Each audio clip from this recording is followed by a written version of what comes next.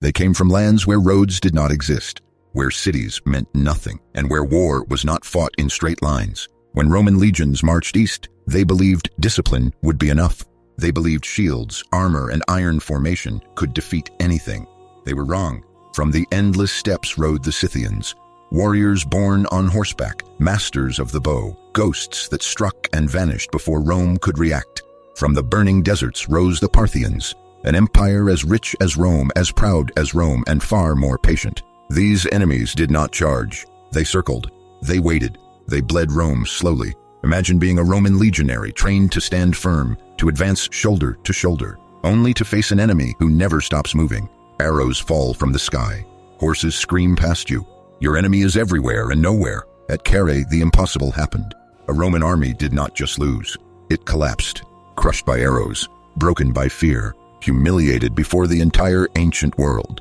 The proud eagles of Rome fell into enemy hands. A Roman commander was captured alive, and the myth of Roman invincibility cracked forever. This was not a simple war for land.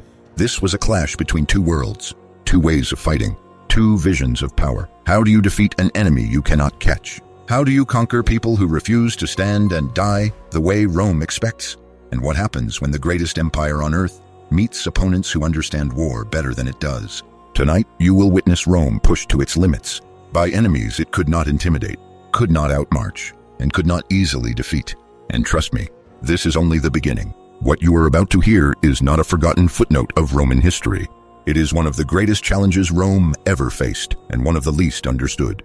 For centuries, Rome expanded by doing what it did best: march forward, build roads, enforce order, and crush resistance through discipline and steel. Against most enemies, this method was unstoppable. But east of the empire, that logic began to fail.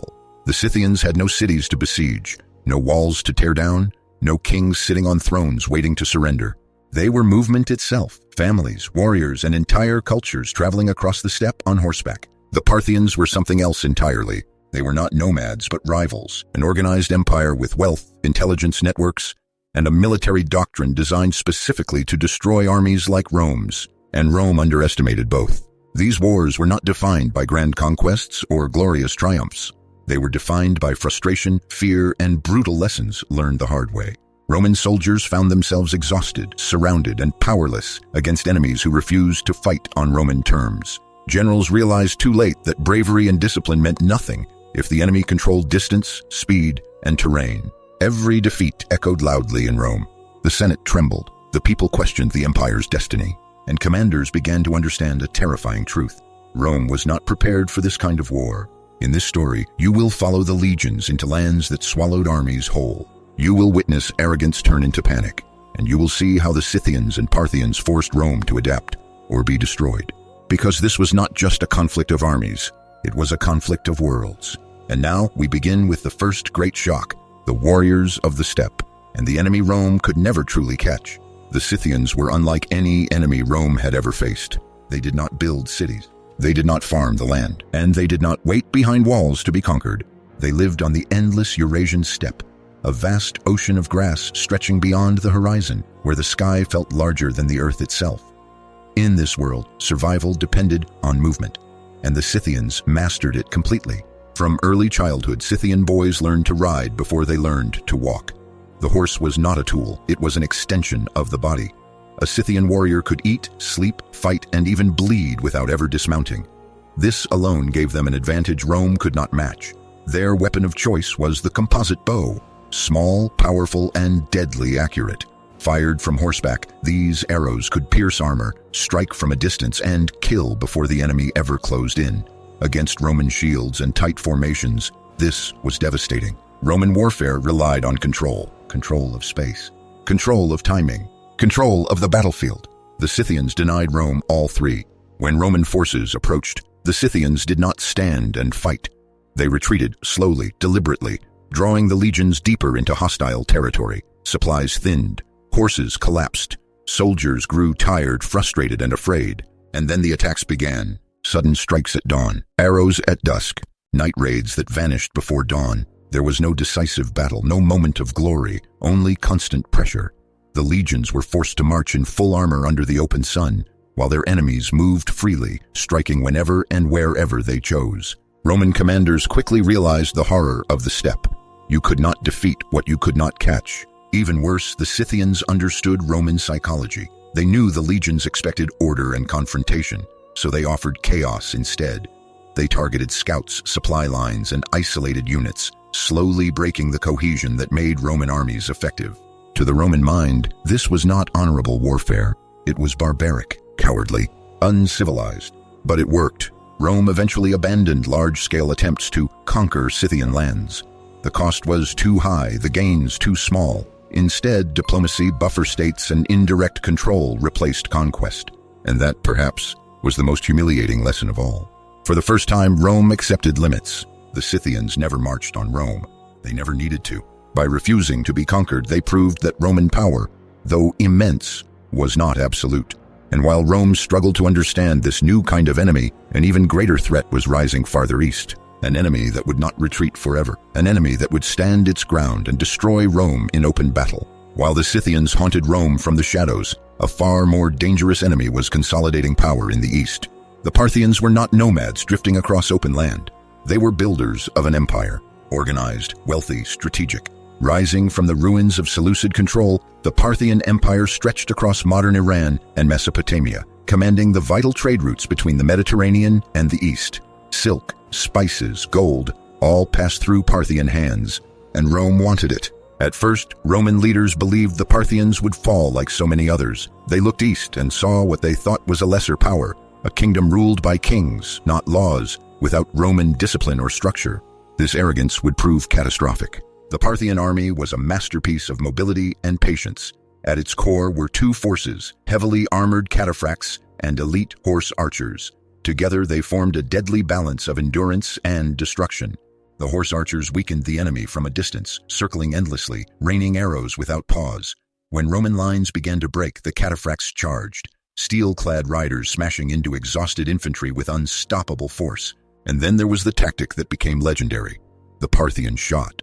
Even while retreating, Parthian riders could twist their bodies and fire backward with deadly accuracy. To Roman soldiers, it felt as though the enemy was attacking from every direction at once. Rome had never faced anything like this. Roman formations designed for frontal engagements struggled to respond. Advancing meant exhaustion. Standing still meant death by arrows. Retreat meant humiliation. The Parthians did not rush. They did not panic. They let Rome destroy itself. And when Rome crossed into Mesopotamia, chasing glory and wealth, the Parthians prepared their trap. Roman commanders soon realized the truth too late. This was not a border war against barbarians. This was a confrontation between two great powers, and Rome was about to pay the price for underestimating its eastern rival. The stage was set for one of the most devastating defeats in Roman history, a battle that would echo through centuries and forever change how Rome viewed the East. That battle would be remembered by a single name, Carrhae.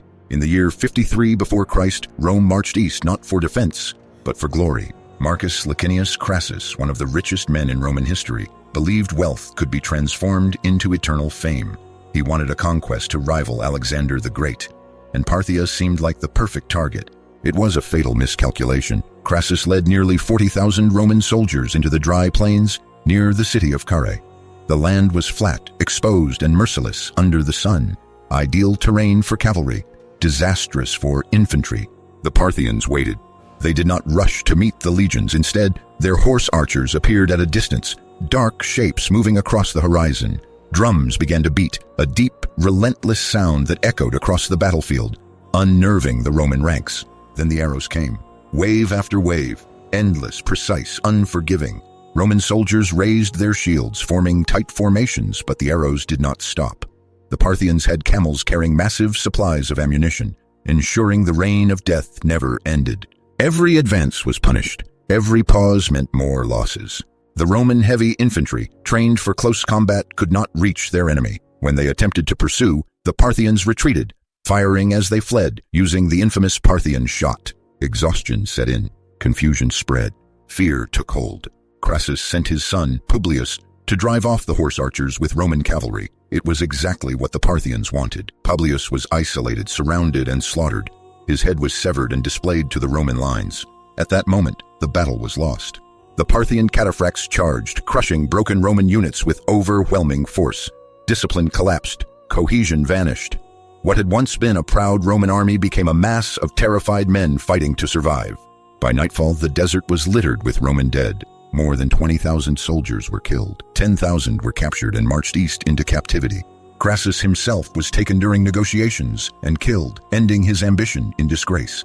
Carrhae was not just a defeat. It was a warning. Rome had discovered in the most brutal way possible that the East would not bow easily, and the scars of Carrhae would haunt Roman strategy for generations to come. The news of Carrhae hit Rome like a thunderbolt. At first, many refused to believe it. A Roman army destroyed, a consul dead, legions lost without glory. This was not how Rome's wars were supposed to end. When the truth became undeniable, panic spread through the city. The Senate feared that Parthian armies would march west, crossing the Euphrates and pushing straight into Roman territory. The eastern provinces trembled, unsure if Rome could still protect them. But the Parthians did not advance, and that, in many ways, made the defeat even more terrifying. Rome realized that Carrhae was not a fluke. It was a demonstration. The Parthians had proven they could annihilate a Roman army, and they did not even need to invade to assert dominance. For Roman commanders, the implications were devastating. Traditional legionary tactics had failed completely. Heavy infantry, the pride of Rome, was vulnerable when cut off from cavalry support and forced to fight in open terrain. The myth of invincibility was gone. In response, Rome began to adapt. More cavalry units were recruited, often from allied or subject peoples. Eastern-style tactics were studied, copied, and integrated. Roman generals became far more cautious when operating beyond the Euphrates. Yet the psychological wound remained. Roman soldiers feared the sound of distant drums. They dreaded wide, open plains where arrows could reach them from every direction. Veterans whispered about Carrhae as a cursed place, a land where discipline meant nothing. Politically, Crassus' death destabilized Rome itself. His fall shattered the balance of power within the first triumvirate, accelerating the path toward civil war between Pompey and Julius Caesar. In this sense, the Parthians did not just defeat an army. They reshaped Roman history. The eastern frontier became a permanent zone of tension. Skirmishes, proxy wars, and diplomatic standoffs replaced dreams of total conquest. Rome no longer spoke of Parthia as a prize, but as a rival, and still the humiliation burned. The captured legionary eagles were paraded by Parthian kings as symbols of Roman defeat. Each one was a reminder that Rome had been beaten at its own game. But Rome never forgot, and Rome never forgave. The question was no longer if Rome would return to the east, but when, and when it did, the war was far from over. Rome does not forget humiliation, and it does not forgive it easily. In the years after Carrhae, the eastern frontier became an open wound. Every Roman general who looked east felt the weight of that disaster. The lost eagles were not just military symbols. They were insults carved into Roman pride. When Augustus rose to power, he understood something crucial. Another reckless invasion would only repeat Crassus's failure. Rome needed revenge, but it needed it on Roman terms. Instead of marching blindly into Parthia, Augustus chose patience. Through diplomacy, intimidation, and calculated pressure, he forced the Parthians to return the captured legionary standards without a single major battle. In Rome, this was celebrated as a triumph. Monuments were raised. Poets praised Augustus as a conqueror of the East. But behind the propaganda, the truth was clear. Rome had not defeated Parthia. It had negotiated with it. The Euphrates River became an unofficial boundary between two superpowers. Neither side crossed it lightly. Wars continued, but they were limited, cautious, and costly. Later emperors tried again. Trajan, driven by ambition, invaded deep into Parthian territory in the early 2nd century after Christ. For a brief moment, Rome captured cities, installed puppet kings, and seemed on the verge of total victory. But the land rebelled. Supply lines collapsed, and Rome was forced to withdraw once more. Time and again, the same pattern repeated. Roman discipline won battles. Parthian endurance won wars. The eastern deserts and plains swallowed Roman armies just as the steppes had done centuries earlier. Victory was always temporary. Control was always fragile. Rome could burn cities. It could kill kings, but it could not hold the East. And slowly, a realization took root within the Roman military mind. Conquest had limits. Not every enemy could be crushed. Some could only be contained. This was a bitter lesson for an empire built on expansion. The wars against the Parthians and their successors reshaped Roman strategy forever. Cavalry became essential. Eastern tactics were studied with respect, not arrogance, and Roman emperors learned to fear what lay beyond their borders. Because in the East, Rome had finally met an equal. and that truth would define the empire's destiny for centuries. The wars against the Scythians and the Parthians left scars that Rome could never fully erase. For centuries, the empire had believed in a simple truth. Rome advanced, the world submitted. But in the vast steppes and scorching deserts of the East, that belief died slowly and painfully. Rome learned that discipline could be outmatched by mobility, that armor could be defeated by distance, and that courage meant nothing if the enemy refused to fight on your terms. The Scythians never needed to conquer Rome to win. By remaining untouchable, by denying battle, they exposed a weakness no legion could fix. They taught Rome that some enemies could not be crushed, only endured. The Parthians went even further. They stood as Rome's mirror in the East, an empire that understood power, strategy, and patience. Carrhae was not just a defeat, it was a revelation.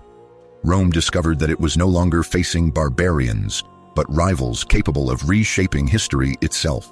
From that moment on, Roman expansion slowed, borders hardened, fear replaced confidence. Roman emperors became cautious, generals studied Eastern warfare with respect. Cavalry, once secondary, became essential, and diplomacy, once a tool of convenience, became a necessity. The empire adapted, but it was never the same. The dream of endless conquest faded. The idea of invincibility vanished, and Rome entered a new phase of its existence, one of defense, balance, and survival rather than domination. Even centuries later, when the Parthians were replaced by the Sassanids, the struggle continued. The eastern frontier remained a bleeding edge, where Rome poured men, gold, and hope, often with little to show for it. In the end, these wars revealed a brutal truth that history would confirm again and again. No empire is unstoppable. Rome was mighty. Rome was brilliant, but Rome was not eternal. And in the silent grasslands of the steppe and the endless deserts of the East, the greatest empire on earth learned the limits of its power. One arrow, one defeat, and one lost eagle at a time. And so Rome survived, not because it was invincible, but because it learned painfully where its limits truly were. The Scythians showed Rome that some enemies could never be caught. The Parthians proved that some rivals could never be broken. And from that moment on, the world was no longer a place waiting to be conquered. It became a battlefield of balance, fear, and restraint. If this story changed the way you see the Roman Empire, if it made you question the myth of invincibility, then make sure to like this video. It tells the algorithm that history still matters. Subscribe to the channel if you want to keep traveling through the rise, the glory, and the brutal truths of ancient Rome, told without myths, without shortcuts, and without mercy. And don't stop here. In the next video, we dive even deeper into Rome's most dangerous frontiers, the wars, the betrayals, and the enemies that pushed the empire to the edge of collapse. Click on the next video now, because in Rome's history, the most fascinating stories always begin right after the victory ends. Until next time, and remember, we are the ones who remember, the ones who question, the ones who refuse to bow to the silence of history. And you, are you ready for the next secret of Rome?